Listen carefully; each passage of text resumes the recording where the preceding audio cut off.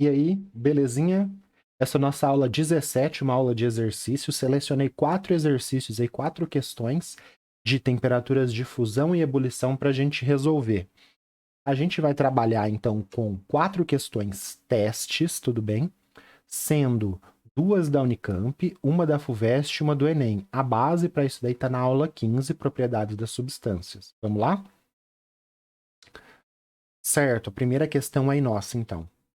Enem 2016, terceira aplicação, prova branca. 2016, né? Tá aí. Certo. Então, 15 segundos para você fazer. Pausa se você achar que precisa de mais tempo. Tenta resolver, eu já vou resolver na sequência, beleza?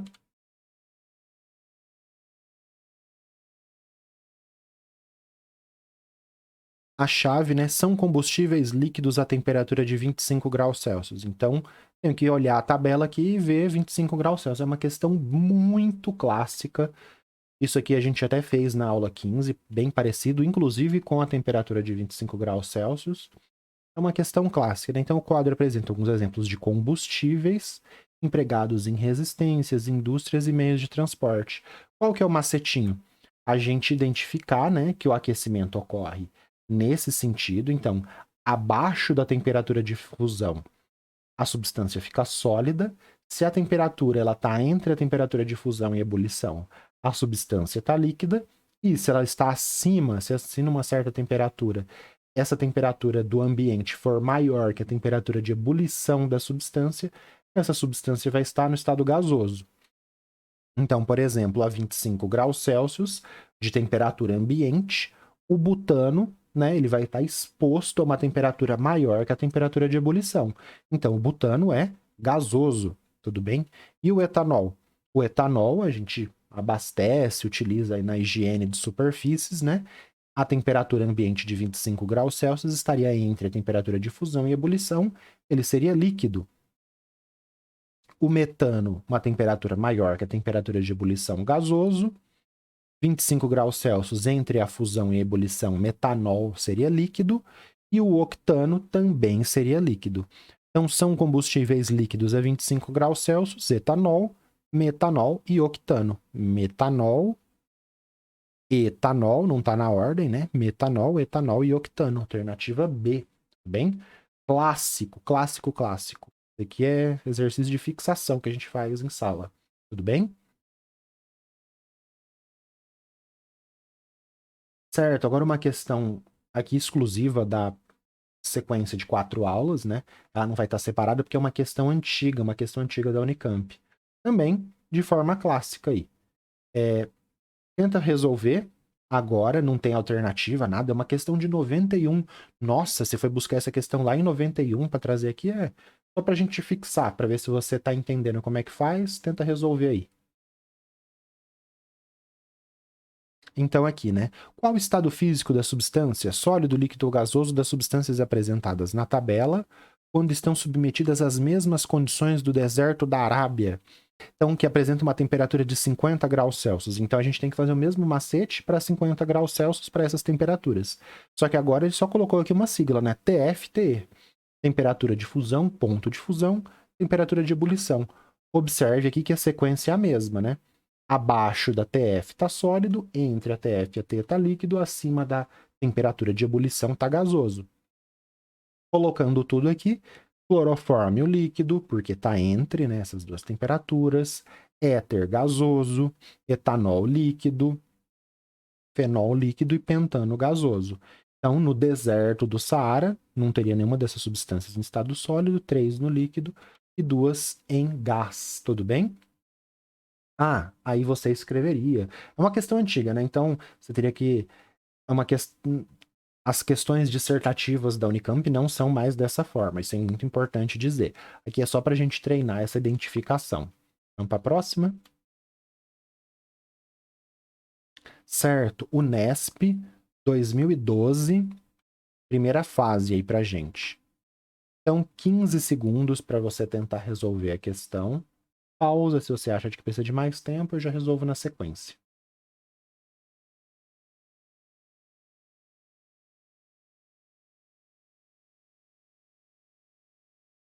Certo. Na temperatura de menos 114 graus Celsius, é correto afirmar que o estado físico que se encontra metano, propano, eteno e propino são, respectivamente. Vamos ler o texto para a gente ver, agregar informação para a gente. Esse texto de começo de exercício, muitas vezes ele não é utilizado para resolver o exercício, mas ele pode ser útil para a gente na vida, no estudo da química mais para frente, porque você vai lendo esses textos e vai incorporando conhecimento, né? Compostos orgânicos possuem interações fracas e tendem a apresentar temperatura de fusão e ebulição menores do que de compostos inorgânicos, por exemplo, cloreto de sódio.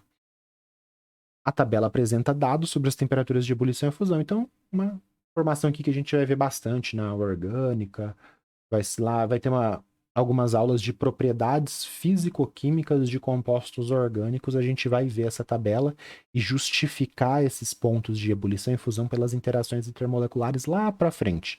Aqui na química básica, é só a gente identificar o lado que está a temperatura de fusão, o lado que está de ebulição. Observe que aqui é o contrário dos outros exercícios que a gente fez, né? Aqui seria a temperatura menor, aqui seria uma temperatura média e aqui seria uma temperatura menor. Então, por exemplo, menos 200, menos 180, menos 170, menos 160, menos 100. Então, está aumentando nesse sentido. Se tiver aqui é sólido, se tiver entre a temperatura de fusão e ebulição é líquido, se estiver acima da temperatura de ebulição, né, que seria uma temperatura maior, seria gás. Então, vamos lá. Menos 114. Aqui o pessoal tem que, né, saber que menos 114 é maior do que menos 162 e menos 182. Então, metano seria gasoso. Já o propano, menos 114 está entre esses dois valores, seria líquido. Menos 114 também está entre esses dois valores para o eteno. Então, propano e eteno seriam líquidos. E menos 114 é o menor valor, né? É um valor menor do que a temperatura de fusão, então ele estaria sólido. Então, os estados físicos que eles se encontram respectivamente: metano. Metano seria gás, propano e eteno seriam líquidos, e propino seria gasoso. Beleza? O desempenho da questão, aqui eu já consegui puxar o desempenho. 60% acertou, é uma questão clássica, né? A taxa de acerto deveria ser um pouquinho maior, mas 60% ainda dá para considerar como uma questão fácil. Tudo bem? Não é uma questão muito fácil, mas é uma questão fácil. Beleza? Certo. Então, Unicamp 2012, primeira fase aqui pra gente. Vamos dar uma olhada aqui. São 15 segundos para você pausar o vídeo, ler, fazer com calma, eu já resolvo na sequência, tudo bem?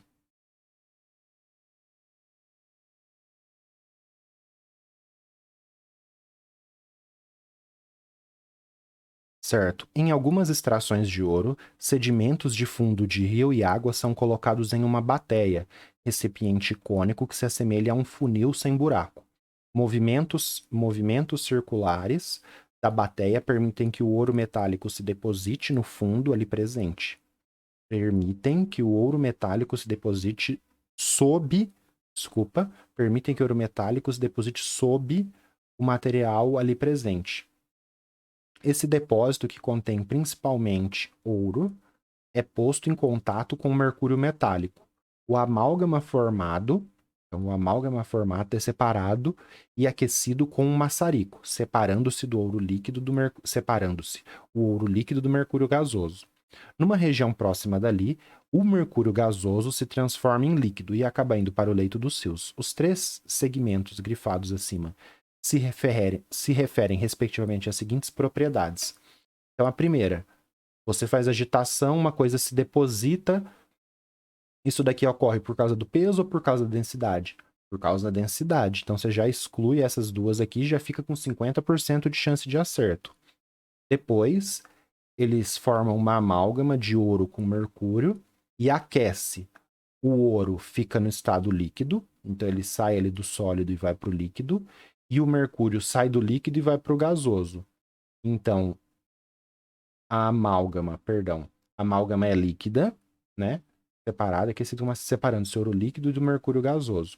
Então, a amálgama é líquida, o ouro está líquido ainda, só que o mercúrio foi para o estado gasoso, ele saiu. Nesse procedimento, a gente usou a temperatura de gaseificação, sublimação de forma alguma, ebulição ou de ebulição? Temperatura de ebulição, temperatura que passa do estado líquido, o mercúrio estava líquido, para o mercúrio gasoso. Então, a gente já sabe que é AD, por causa da densidade e porque o mercúrio líquido passou para o mercúrio gasoso na temperatura de ebulição. Tudo bem? Esse mercúrio gasoso, numa região próxima dali, se transforma em líquido. Então, do gasoso para o líquido é a temperatura de liquefação. Não é de fusão, fusão é sólido líquido, e aqui tá certo, só que o peso está errado. Por isso, é a alternativa D, que os estudantes não tiveram muita dificuldade de achar. Olha só, foi uma questão fácil, muito fácil, com mais de 75% de acerto. Então, o pessoal acertou bem a questão, né? A questão do peso e da densidade, eu acho que eliminou 50% aqui das respostas e o pessoal foi muito bem. Só para colocar aqui uma imagem, né? Então, aqui o instrumento cônico, eles fazem os movimentos circulares, olha lá, o movimento circular, o ouro vai para o fundo junto com a amálgama, né? Que depois pode ser adicionado o mercúrio aqui. O ouro e o mercúrio vão para o fundo e esses sedimentos saem por cima no procedimento de levigação. É um processo de separação de misturas chamado levigação. A gente viu, né, os impactos do mercúrio na extração no garimpo do ouro. Recomendo muito você dar uma olhada lá na aula 15. Tem toda a discussão aqui dessa imagem que a página Árvore Água fez. E a gente viu essas propriedades, né? Lembrando, por que o mercúrio é utilizado? Porque ele é muito denso e forma essa amálgama e vai para o fundo e os sedimentos ficam em cima, tudo bem? Que tá uma amostra do mercúrio. Beleza?